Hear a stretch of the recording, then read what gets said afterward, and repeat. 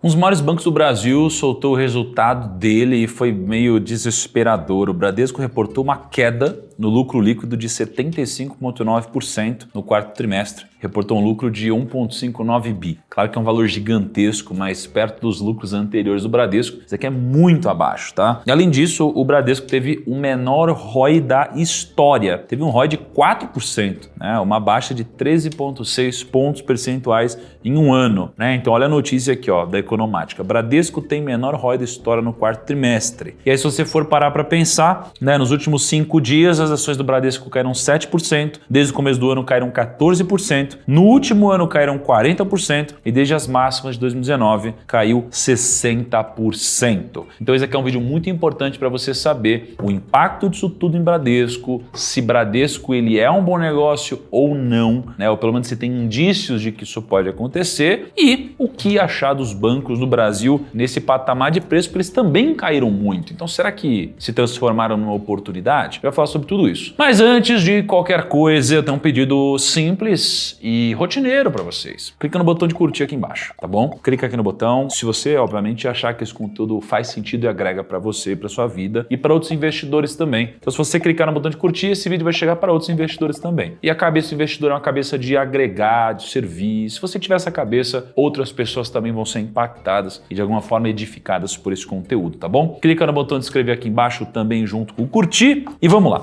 Esse vídeo vai ser dividido em algumas partes. Primeiro, o que está acontecendo com as ações do Bradesco e como, em especial, a Americanas impactou o resultado dos bancões, não só do Bradesco. Segundo, como tudo isso impacta o seu bolso, de fato, né? Se você tem ações e se você não tem ações também. O que os controladores de Bradesco estão fazendo com as suas ações, se vale a pena, se a gente tem indícios de que vale a pena comprar ações ou não, né, dos bancos de uma forma geral, Bradesco, Itaú, Santander, Banco do Brasil. E no final das contas, o que fazer com o seu dinheiro, né? É isso que a gente quer saber. Então vamos começar. Já falamos muito, exaustivamente, até sobre o caso da Americanas. Quando tiver novos fatos, eu trago para vocês. Mas por enquanto, o que a gente sabe, né? Teve um rombo de quase 48 bi e você tinha grandes bancos que eram credores da dívida, né? Se você pegar aqui, o Deutsche Bank, ele era o maior credor, ele tinha 5,2 bi de reais para receber, só que o segundo banco da lista era o Bradesco. O Bradesco tinha 4,8 bilhões de reais para receber. Então imagina que você é um banco que tem um dinheiro gigantesco para receber e aí a empresa ela entra em recuperação judicial e você pensa, será que eu vou receber esse dinheiro? O que o banco faz? Ele precisa de alguma forma provisionar a possibilidade de não receber esse dinheiro, porque ele estava trabalhando com a hipótese de receber esse dinheiro. E aí você fala, cara, será que eu não vou receber esse dinheiro? Aí ele coloca um percentual de perda, né, de quanto que ele espera não receber desse dinheiro. O Bradesco provisionou não receber nada. Então ele provisionou 100% de perda nisso. Então ele provisionou 4,9 mais ou menos bi, né, para cobrir 100% da exposição Americanas. Então é natural que o resultado seja muito impactado. Em certo ponto, é uma decisão dura, mas também tem sabedoria nessa decisão que o Bradesco tomou, porque para pensar, se você considerou todo esse dinheiro como perdido, qualquer coisa que vier além disso é lucro. Então você já precificou ali um pior cenário em Americanas. Isso daqui te permite, se tiver uma surpresa, ter uma surpresa agradável. Se você é acionista do Bradesco, ter uma surpresa agradável. E aí tem muitos lugares falando sobre inadimplência em alta e o Bradesco ele admitiu que ele emprestou mais do que ele deveria e ele espera retomar a rentabilidade do banco de 18% só em 2024, não em 2023. Mas aí você começa a entender quais são os impactos de primeira, de segunda, de terceira ordem. E não é só o Bradesco que foi e vai ser impactado. O Itaú, por exemplo, provisionou 1,3 bilhões para cobrir esse rombo. O Santander provisionou 30% da exposição dele em Americanas. Até será que faz sentido? Ele só provisionou 30% da exposição? O Bradesco provisionou 100%, né? Santander então provisionou 1,1 bilhão. Mas como isso daí pode impactar o seu bolso? Tem duas formas de impactar o seu bolso. Primeiro, é quando a gente olha para um risco do setor inteiro de varejo. Isso aqui é o que a gente chama de risco sistêmico, né? Quando o risco ele pega para todo lado. E o segundo é o risco da carteira de crédito do Bradesco. Então vamos quebrar isso aqui em duas partes. Todo mundo sabe dos problemas que já existem, né, da Americanas, mas nem todo mundo sabe dos outros problemas. Quais são os outros problemas? Rombo da Americanas de 48 bi. Possível possível, né, rombo, acusação ali em Ambev de 30 bi. Oi pedindo recuperação judicial nos Estados Unidos. Rumor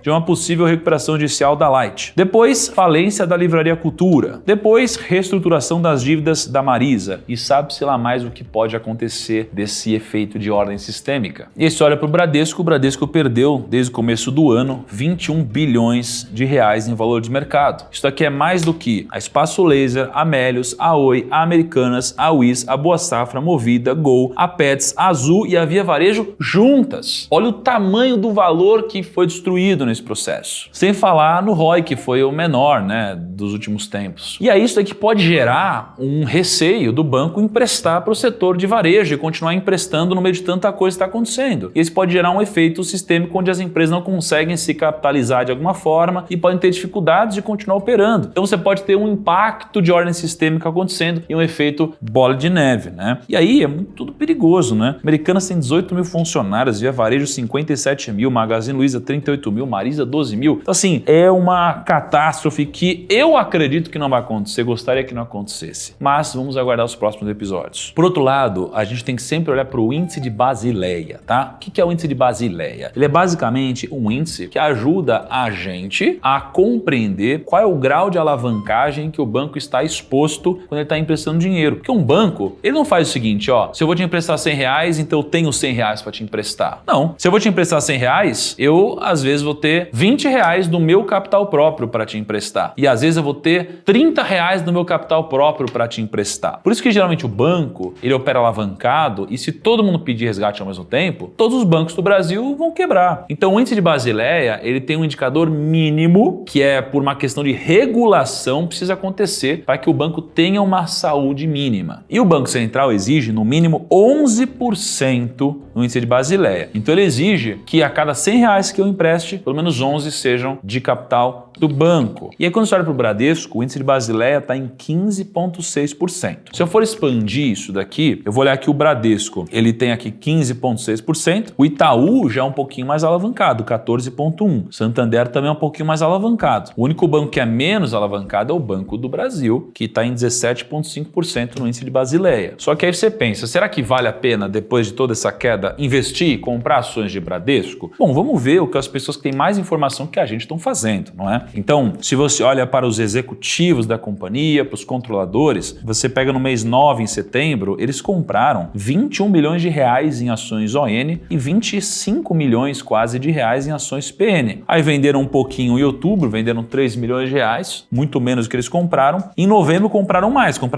18 milhões e mais 873 milhões. Então, ao que a gente tem acesso, eles vieram comprando ações com essa queda. Então, em tese, você vê o quê? Que eles estão otimistas ou ignorantes. Ou não sabem do fato ou estão acreditando que esse fato ele é menos impactante, né, do que o futuro promissor que essa ação pode entregar. O ponto é, a gente não tem acesso às movimentações mais recentes, mas até novembro eles eram aqui pelo menos compradores desse curto período. E aí você pensa, se eles estão comprando então e as ações caíram 60%, eles sabem mais que a gente, será que vale a pena a gente comprar ações? E aí eu quero trazer alguns indicadores importantes para que você possa tomar ou não uma decisão. O que a gente fez? A gente pegou os principais bancos aqui do Brasil, Itaú, Bradesco, Banco do Brasil, BTG, Santander, Banco Pan, ABC Brasil, Banrisul. A gente colocou alguns dos principais indicadores deles, tá? Primeiro de tudo, pegamos o PL. O PL de Bradesco tá em 6,5, cara. É muito baixo para o histórico de Bradesco, se a gente for olhar. Mas os PLs dos bancos, de uma forma geral, eles estão muito abaixo da média, né? Banco do Brasil está com um PL de 4,2. Isso aqui é um absurdo, cara. Olha só. Significa que o valor que você investe nessa ação, ele retorna através de lucro, tá? Em 4,2 anos. Se eu comprar a empresa, por exemplo, por 1 bilhão de reais, é quase como dizer que a empresa vai ter um lucro de 250 milhões de reais por ano. Você não pagaria 1 bilhão de reais numa empresa que vai te dar 250 milhões por ano? Em tese, sim, né? Agora, claro que tem riscos embutidos, né? Sem olhar para o risco, né? Temos que olhar para o risco. Então, veja que os bancos, de uma forma geral, estão com um PL muito baixo e Bradesco está com um dos menores PLs mesmo da história. E aí você tem que olhar também para o preço sobre valor patrimonial. Se você olha para Bradesco e Banco do Brasil, se for comparar com os grandes bancos, né? Santander, BTG, Itaú, eles estão abaixo do valor patrimonial. Eles têm mais valor patrimonial do que vale de fato a companhia. E os bancos, quando estão abaixo de 1, 1, eles têm um indicativo muito bom. Quando você olha para o ROI de Bradesco ele realmente está muito baixo agora. Teve uma pressão que não deve ser recorrente, né? A não ser que outras empresas continuem quebrando, né? Será que sempre vai quebrar uma loja Americanas todo trimestre? Não é o que aconteceu na história. Então, se você acreditar que isso não vai acontecer, o ROI ele pode voltar a alguma normalidade. Eles acabaram de soltar a notícia que em 2024 deve voltar para 18% de retorno sobre capital do acionista, né? O ROI é o Return on Equity, né? O retorno sobre o capital do acionista. O capital do acionista é ativo menos passivo é igual a patrimônio líquido. Então, é retorno sobre o patrimônio líquido, que é o capital do acionista. Se você olhar para Banco do Brasil, é o ROI mais alto do segmento, 19%. Então, você tem um retorno muito alto, você tem aqui um PL, é o PL mais baixo dos bancos, basicamente, e a margem em todas são muito próximas, né? Se você for ver o índice de Basileia, Banco do Brasil, em tese, é o que também tem mais segurança, menos alavancagem. O Bradesco também é um dos que tem mais segurança e menos alavancagem. Agora, se você for olhar para a liquidez, os 4 que têm a maior liquidez são Itaú, Bradesco, Banco do Brasil e BTG. Santander entraria logo em seguida, tá? Então, dito isso, se eu fosse olhar só para indicadores, que só indicam, não determinam absolutamente nada, veja que Banco do Brasil ele tem os melhores indicadores. Agora, Bradesco, depois de uma queda como essa, também deixou os indicadores muito mais atrativos. Eu queria saber de você, que banco você compraria hoje se você fosse botar uma graninha? Tem algum que você faria a honra de colocar o seu capital, imaginando colher frutos no futuro? Deixa nos comentários aqui, quero saber o que os primos